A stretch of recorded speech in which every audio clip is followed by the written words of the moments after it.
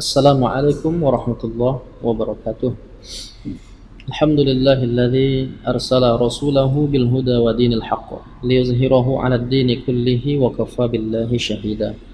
Asyhadu an la ilaha illallah wahdahu la syarika lah wa asyhadu anna Muhammadan 'abduhu wa rasuluh la nabiyya ba'dah. Kaum muslimin musliman, bapak-bapak, ibu-ibu, jamaah musalla Baitur Rahim, Bang Rio Kepri yang dimuliakan Allah Subhanahu wa ta'ala. Kita lanjutkan pembahasan kita tentang adab, di mana pembahasan sebelum ini kita membahas tentang bagaimana para ulama terdahulu sangat memprioritaskan adab yang mulia ini. Imam Malik, Al-Lais bin Sa'ad dan ulama-ulama lainnya, mereka sangat fokus untuk memulai pembelajaran ilmu itu dengan adab. Al-adabu, adab itu fawqal ilmi, dia berada di atas ilmu. Kalau kita merujuk pada istilah atau definisi para ulama tentang adab itu, maka misalnya kita lihat dalam kitab Fathul Bari, Al-Hafiz Ibn Hajar Al-Asqalani memberikan komentarnya tentang pengertian dari adab. Kata Al-Hafiz Ibn Hajar Al-Asqalani, wal adabu isti'malu ma yuhmadu qawlan wa fi'lan. Kata Al-Hafiz Ibn Hajar Al-Asqalani, adab itu sesuatu yang diterapkan atau menerapkan segala yang dipuji orang, ma yuhmadu qawlan, baik dalam bentuk qawlan, ucapan, wa fi'lan atau perbuatan, segala yang dipuji oleh orang, sesuatu yang baik tentu dipuji. Nah, tapi Al-Hafiz Ibn Hajar Asqalani juga tidak mencukupkan definisinya pada makna yang singkat ini, bahkan dia menyebutkan qaul atau aqwal para ulama. Beliau mengatakan wa abbara ba'dhum anhu, dan sebahagian dari para ulama menjelaskan atau mengungkapkan makna atau definisi dari adab itu, al-akhdhu bi annahu al-akhdhu bi makarimil akhlaq. Yang dimaksud dengan adab itu adalah menerapkan akhlak-akhlak mulia. Jadi kalau kita merujuk pada bagaimana prakteknya menerapkan akhlak-akhlak mulia itu, kita bisa lihat contoh dari hadis-hadis Rasulullah sallallahu alaihi wasallam. Misalnya kita melihat bagaimana Nabi menjelaskan tentang adab-adab sesama umat Islam dalam memenuhi hak-haknya. Dalam sebuah hadis misalnya disebutkan dalam Sahih Muslim, diriwayatkan dari Abdurrahman bin Sakhr Ad-Dawsi atau yang dikenal dengan Abu Hurairah radhiyallahu anhu, Rasulullah sallallahu alaihi wasallam bersabda, haqqul muslimi 'alal muslimi sittun. Hak seorang muslim terhadap saudaranya ada 6 perkara. Nah, 6 perkara ini harus dipenuhi oleh seorang muslim terhadap saudaranya yang lain. Yang pertama, kata Nabi, idza laqitahu fasallim alaihi. Kalau engkau bertemu saudaramu, maka engkau ucapkan salam. Nah, ini bahagian dari adab-adab Islami, adab-adab mulia, akhlakul karimah, bagaimana menerapkan nilai-nilai yang terkandung dalam ajaran Islam. Salah satunya adalah dengan menebarkan salam. Orang yang menebarkan salam itu dia bukan sedang basa-basi. Hakikatnya dia, semestinya seorang yang mengucapkan salam itu dia sedang mendoakan saudaranya. Itu masuk adab, mendoakan saudaranya. Ketika ucapan salam itu keluar dari lisannya, assalamualaikum, maka dia sedang mendoakan semoga Allah memberimu keselamatan. Kalau dia ucapkan dengan lengkap, assalamualaikum warahmatullahi wabarakatuh, semoga keselamatan, rahmat Allah, barokahnya tercurah kepada. Inilah akhlak Islami atau adab Islami. Ketika bertemu saudara kita, kita dianjurkan untuk mengucapkan salam. Bagaimana sahabat-sahabat Nabi itu sangat peduli dengan menjalankan atau menerapkan adab-adab ini.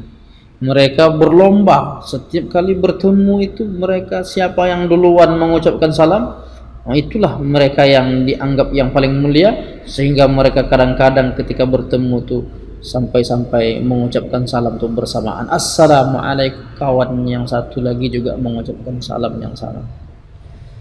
Suatu ketika Rasulullah datanglah ke rumah sahabat Nabi, lalu Nabi mengucapkan salam. Salam pertama tidak ada jawaban, salam kedua belum ada jawaban, dan salam ketiga barulah sahabat ini menjawab salam Nabi.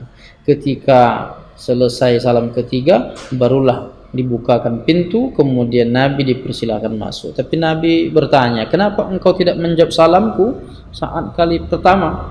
Lalu kata sahabat ini, aku tahu bahwa engkau ya Rasulullah mengucapkan salam itu sampai 3 kali. Kenapa harus menunggu 3 kali? Lalu kata sahabat ini, aku ingin doamu berulang kali untuk diriku ya Rasulullah. Jadi sahabat itu sangat paham bahwa salam itu adalah doa dari saudaranya untuk dirinya. Apalagi ini doa datang dari lisan seorang nabi yang kalau berdoa tentulah dikabulkan oleh Allah Subhanahu wa taala. Jadi yang pertama, adab Islami atau hak seorang muslim yang harus dipenuhi saudaranya adalah menebarkan salam. Maukah kalian aku tunjukkan, jika kalian lakukan amalan ini maka Allah akan menurunkan rahmat di tengah-tengah kalian? Mau ya Rasulullah. Lalu apa? Kata Nabi, afsyus salam bainakum, tebarkan salam antar sesama kalian. Yang pertama menebarkan salam, yang kedua wa idza da'aka fa'ajibhu, menghadiri undangan. Ketika saudara kita sedang ada keperluan, apakah membuat acara pernikahan atau akikah atau apapun lah, dia mengundang kita, lalu ketika kita datang kita sedang menunjukkan sikap berakhlakul karimah, menunjukkan sikap beradab, mengamalkan sunnah Nabi, ketika diundang kita hadir. Tentu yang dipahami undangan ini jika memang benar-benar berkesempatan. Andai tidak, kita bisa mengatakan bahwa ada sebab sehingga kita tidak bisa hadir. Tapi intinya ketika kita datang, kita sudah menyerahkan hak saudara kita, yang itu bahagian dari akhlak atau adab-adab dalam Islam. Yang ketiga, wa idza stansahaka fansahlah, ketika ada orang yang meminta nasihat, beri nasihat. Jadi memberi nasihat itu bahagian dari akhlakul karimah yang bisa kita terapkan, dan itu merupakan hak saudara kita yang ada pada diri kita. Ketika kita memberi nasihat, kita sedang menyerahkan hak saudara kita. Maka orang yang dinasihati itu semestinya seyogianya dia berterima kasih karena saudaranya sudah menyerahkan haknya untuk yang ada pada diri saudaranya, lalu dia berterima kasih. Terima kasih wahai saudaraku, engkau telah menyerahkan hakku yang ada pada dirimu. Itu tentang nasihat.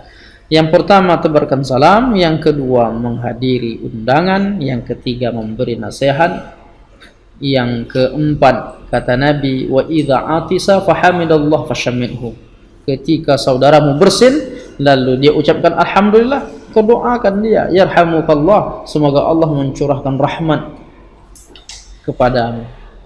Maka doa yang terus menerus dengan bentuk fi'il mudhari, yarhamu, semoga Allah senantiasa mencurahkan rahmatnya untukmu, yarhamukallah. Nah, ini bahagian dari doa-doa yang kita mintakan kepada Allah agar saudara kita mendapat rahmat. Itu bahagian dari adab-adab atau hak-hak yang harus dipenuhi oleh seorang muslim untuk saudaranya. Kalau orang bersin saja dia peduli, tentulah ini menunjukkan sikap apalagi ketika dia jatuh sakit. Seperti juga bahagian dari akhlak Islami yang disebutkan di teks berikutnya, kata Nabi yang kelima, wa idza marida fa'udhu, ketika saudaramu sakit engkau jenguk dia. Menjenguk saudara yang sakit ini termasuk akhlak-akhlak di dalam Islam, akhlak al-mahmudah atau adab-adab yang dijelaskan dalam Islam. Sangat penting kita peduli kepada saudara kita. Bersin hal yang kecil kita peduli, apalagi ketika dia jatuh sakit maka kita pun menunjukkan kepedulian kita, datang memberikan bantuan apapun namanya.